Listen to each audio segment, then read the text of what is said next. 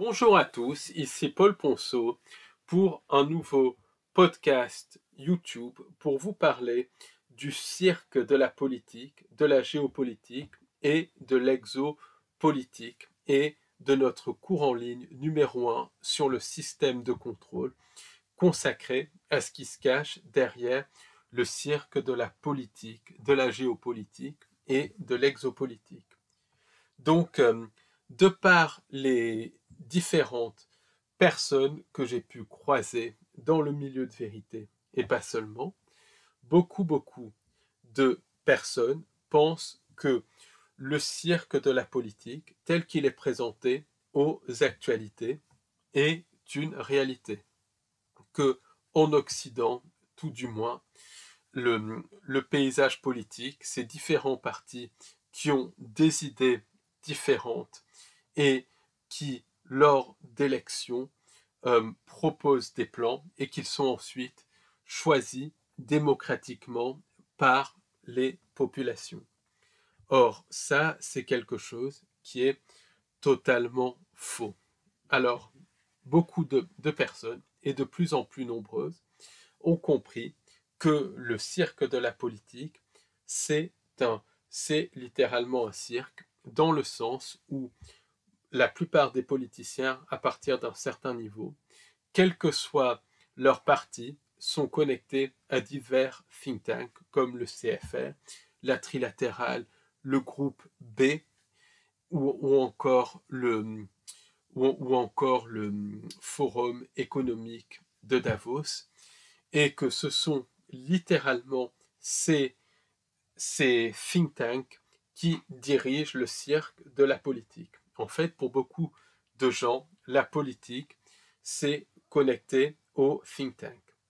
Simplement, quand on creuse encore un petit peu plus, on se rend compte que les différents think tanks sont connectés à diverses sociétés secrètes et que ce sont ces sociétés secrètes qui tirent les ficelles derrière les think tanks. Quand on creuse encore un petit peu plus, on se rend compte que la politique, que ce soit la politique mainstream ou la politique alternative, est complètement connectée à ces sociétés secrètes. Que ce soit le petit biscuit, que ce soit Vlad l'Empaleur, que ce soit le canard ou encore le parfum, tout est connecté à ces sociétés secrètes. Et puis, on creuse encore un petit peu plus et on se rend compte que ces diverses sociétés secrètes sont connectées à ce qu'on peut appeler une société parallèle. Cette société parallèle est connectée à des lignées sataniques, elle est connectée à des entités non humaines et elle est connectée aux anges déchus. Et quand on regarde un petit peu plus loin, on se rend compte que la plupart des politiciens de haut niveau ne sont que des marionnettes, des laquais qui récitent un script issu de ces sociétés secrètes, de ces think tanks, en tout cas de la face ésotérique de ces think tanks et des entités sans âme. Quand on creuse encore un petit peu plus loin, on se rend compte que la politique, non seulement c'est un script, mais que c'est un vrai cirque, dans le sens où le nom de chaque politicien, par exemple le nom du canard, c'est une marque qui est incarnée par plusieurs acteurs, qui peuvent être des clones, qui peuvent être des entités, des images de synthèse, qui peuvent même être des cyborgs qui vont jouer le rôle du canard. Et on se rend compte, et avec un acteur principal. Et c'est pareil pour le petit biscuit, pour Vlad l'Empaleur, et tout. C'est pareil pour tous les politiques, pour tous les rois, quel que soit le pays. Et quand on creuse encore un petit peu plus, quand on regarde la programmation prédictive, on se rend compte que bien souvent, les politiciens sont choisis bien avant leur naissance pour jouer le rôle pour jouer littéralement leur rôle. on se rend bien compte que le canard, par exemple, a été programmé dans la matrice, que ce soit par insert holographique ou que ce soit programmé directement pour jouer le rôle du canard. Ce canard est incarné par un acteur principal et par plusieurs acteurs, des clones, des robots, des images de synthèse de plus en plus. En gros, on se rend compte que c'est littéralement un show. Du reste, il y a quelques années, il y a un chercheur de vérité qui a montré que certains politiciens étaient joués par certains acteurs. Et ça paraît complètement fou, mais quand on y pense, les politiciens récitent un discours sur un... Ils ne récitent pas un discours, ils lisent carrément un discours sur des téléprompteurs. D'ailleurs, tout le cirque qu'il y a eu à l'ONU avec le discours du canard et son téléprompteur cassé, c'était une sorte de révélation pour montrer que tous ces discours sont que tous les discours sont scriptés. Pourquoi cette révélation était faite? Pour le consentement des masses. Simplement, les masses se sont concentrées sur le téléprompteur cassé, mais pas sur la signification plus profonde de ça. Et la signification plus profonde de ça, c'est que la politique, c'est un cirque, c'est une pièce de théâtre jouée par des acteurs satanistes, parce qu'il y a une connexion entre la politique, le satanisme, Hollywood, et il y a une connexion avec les entités sans âme et la nature même de cette réalité. Et quand on creuse également, on se rend compte que de par leur symbolisme, de par la numérologie, les différents événements de la géopolitique, qui sont connectés intimement à la politique, sont reliés.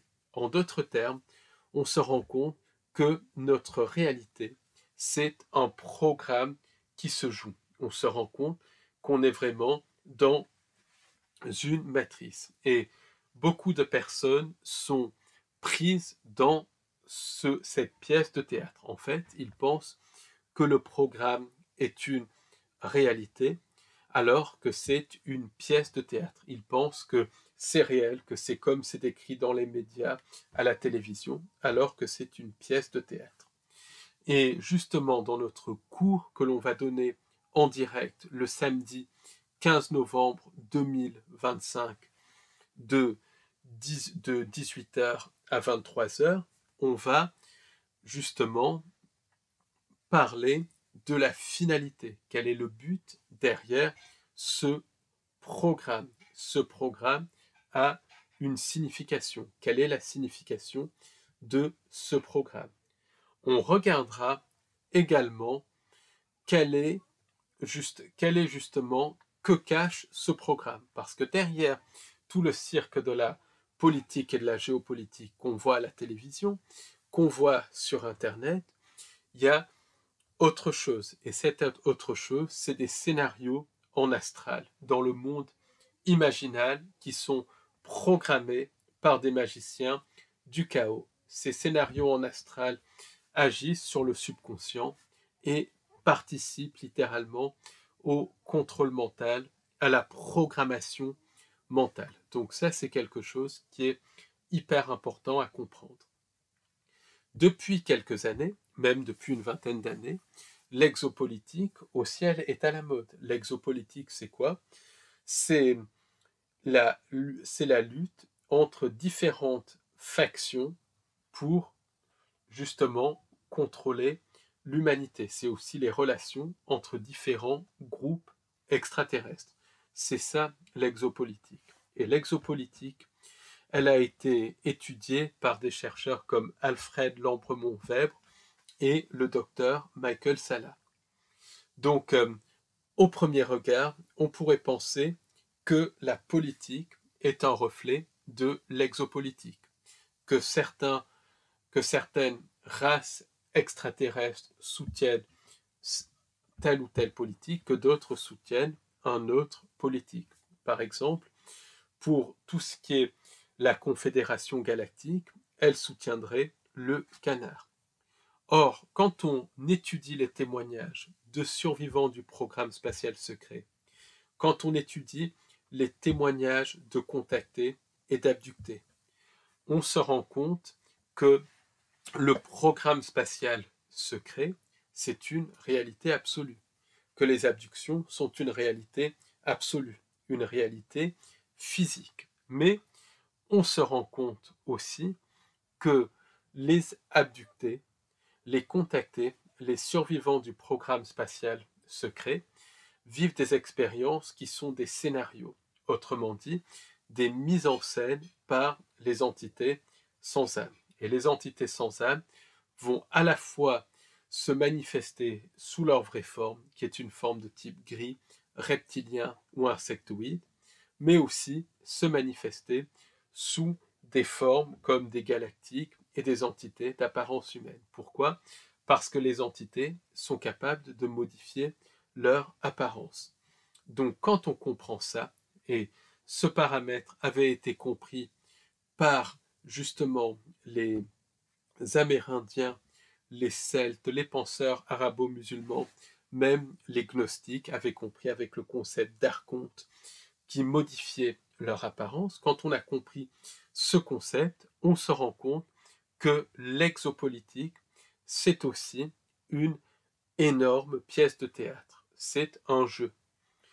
J'ai eu un témoignage de première main qui a été interviewé du reste sur cette chaîne. C'est le témoignage de Gaël qui confirme que l'exopolitique, c'est une mise en scène énorme, qu'il y a peut-être des factions qui se battent pour avoir un maximum de pouvoir, mais qu'elles collaborent ensemble pour le contrôle, pour prendre des âmes d'humains, mais aussi d'autres êtres issus de la vraie création. Donc en fait, quand on regarde tout ça, on se rend compte que la politique, la géopolitique et l'exopolitique, c'est un programme qui se joue. Et dans le cours en ligne que l'on va donner le samedi 15 novembre de 18h à 23h en direct, on parlera des différentes entités qui tirent les ficelles derrière le cirque de la politique, de la géopolitique, de l'exopolitique. On parlera aussi des scénarios en astral qui littéralement mettent sous contrôle mental les personnes qui tombent dans le cirque de la politique, dans le cirque de la géopolitique et dans le cirque de l'exopolitique. Et malheureusement, c'est 95% des gens. On parlera du lien entre les scénarios en astral et justement la magie du chaos et le contrôle mental. Et on se posera les questions de la finalité de ça. Quelle est la finalité du cirque de la politique, du cirque de la géopolitique et des différents programmes de la matrice? Ça, je pense que c'est une question fondamentale auquel il faut répondre. Et on se posera les questions aussi pour savoir comment on peut transcender ça.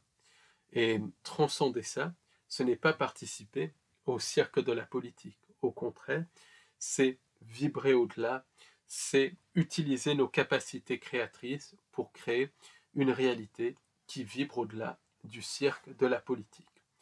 Donc, si vous voulez en savoir plus sur les aspects occultes de la politique, de la géopolitique et de l'exopolitique, je vous donne rendez-vous à notre cours en ligne et en direct le samedi 15 novembre 2025 de 18h à 23h où vous aurez des nouvelles informations sur le cirque de la politique et surtout vous aurez des informations sur comment, sur la finalité, le but du cirque de la politique, de la géopolitique et de l'exopolitique. Donc, je vous remercie de m'avoir écouté et je vous dis à très bientôt pour un nouveau podcast YouTube. Merci beaucoup, au revoir et à bientôt. Merci, au revoir.